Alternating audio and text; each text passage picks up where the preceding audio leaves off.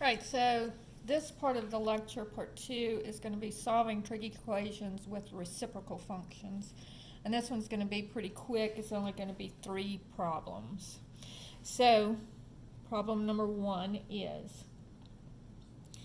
2 minus 3 secant of theta equals negative 5 secant of theta.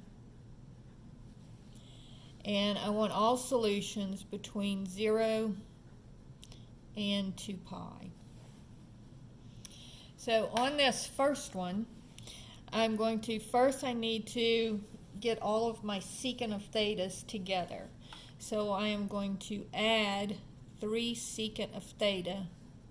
So this is just doing a little bit of algebra to get ready for the trig. So that gives me 2 is equal to negative 2 times the secant of theta. Then divide both sides by negative 2, and I get negative 1 is equal to the secant of theta. Now, remember, the secant of theta is 1 over the cosine of theta.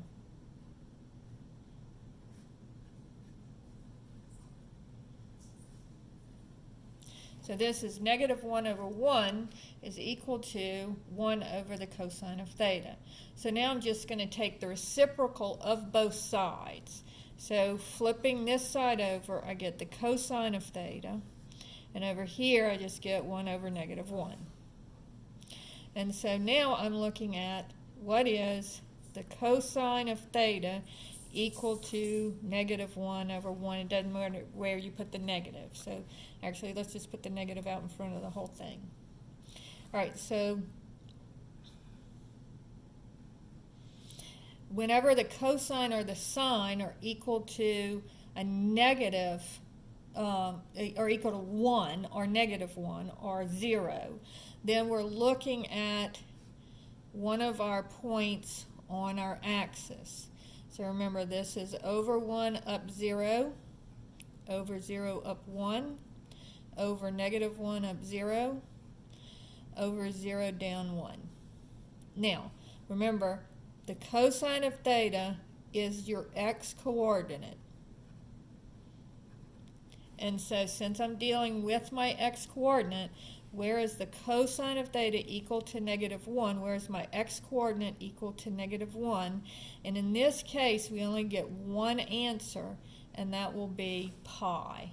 So because we don't have 2 quadrants that we're dealing with, we're only going to get one answer here.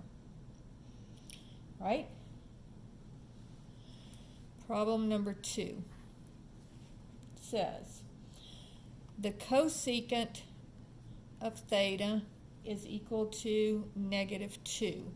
And here they're going to throw us a little bit of a curve. And they said they want theta to be between 0 and 4 pi. So we're going to see what we're going to do at the end of this problem to make it between 0 and 4 pi. So again, remember, the cosecant of theta is 1 over the sine of theta.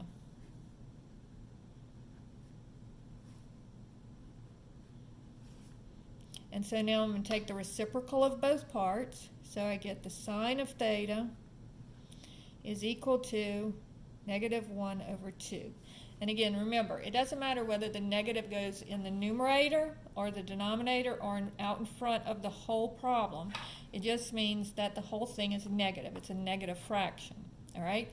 But in this case, because this is the opposite and hypotenuse, we know that our opposite is going to be the negative 1 because our hypotenuse is always going to be positive. So now let's see. Again, we're going to draw our quadrants, and we're going to see where the sine of theta is negative. So all students take calculus. And so it's positive, sine of theta is positive in the first and second quadrant, so it would be negative in the third and fourth quadrant. So notice that what we do when we have the reciprocal functions is we just use the reciprocal, and then it's the same problems that we worked in part 1 of this chapter. All right, so in quadrant 3, and then we're also going to have quadrant 4.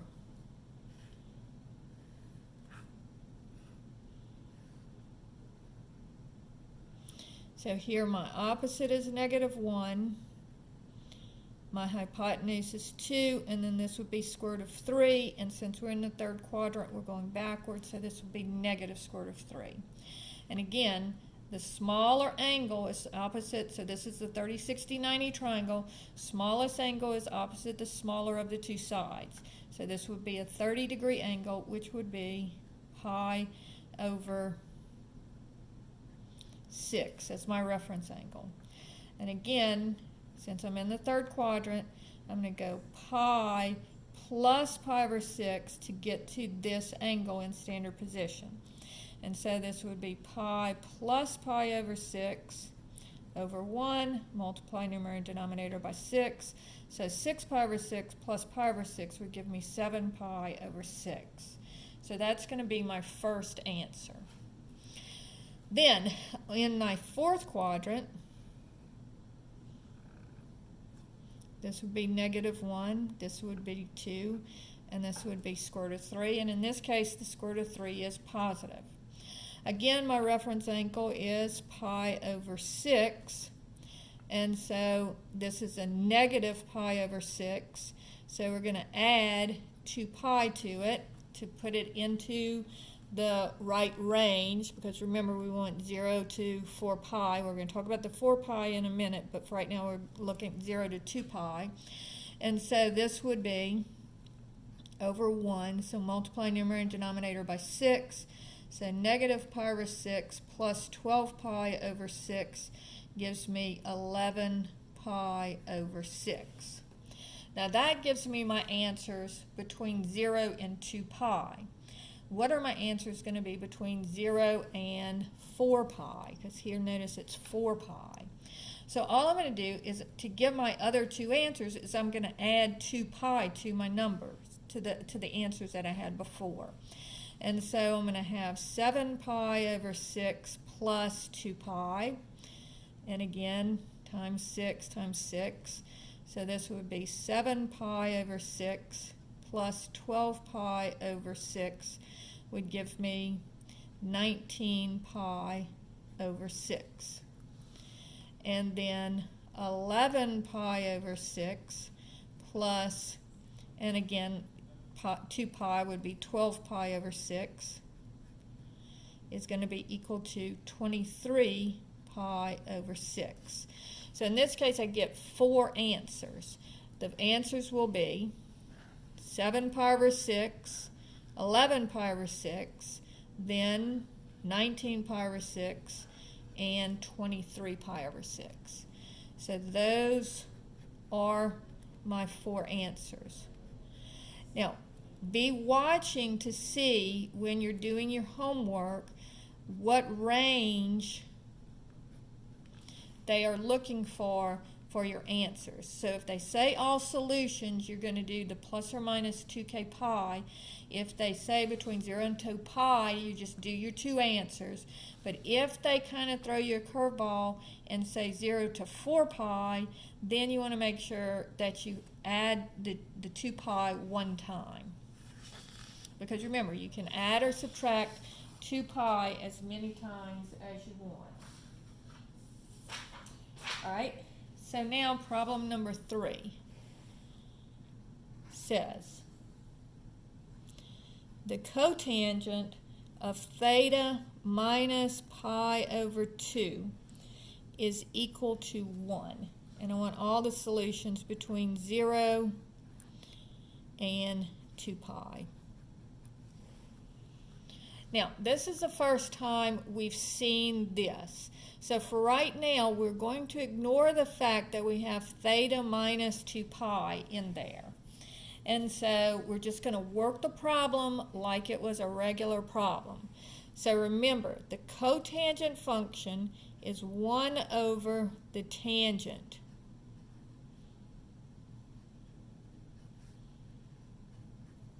And then taking the reciprocal of both sides,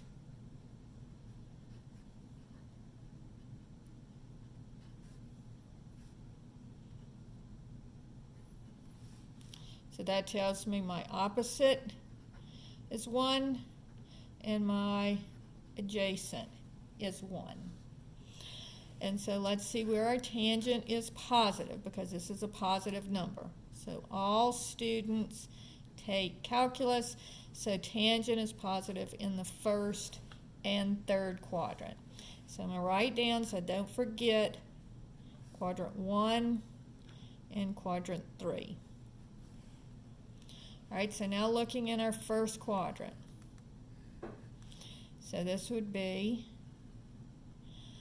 opposite is 1, adjacent is 1, here's square root of 2. So this is our reference triangle that we've done before. This is pi over 4, 45-degree angle. And so my first answer will be pi over 4. Then in my third quadrant, just draw the same triangle in the third quadrant, and this would be 1, 1, square root of 2, but we're not in the first quadrant, so something's going to be negative. So we're going in the negative x direction and the negative y direction, so both of them are negative. So notice that negative over negative also gives me positive. All right? And again, our reference angle will always be the same. It will be pi over 4, but in this case, it's going to be pi plus pi over 4, because you go to pi and then you continue on in the forward direction, pi over 4. So this will be multiply numerator and denominator by 4. So 4 pi over 4 plus pi over 4 would give me 5 pi over 4. All right, so that is the reciprocal functions. There's one other problem that I want to work for you as well in this part.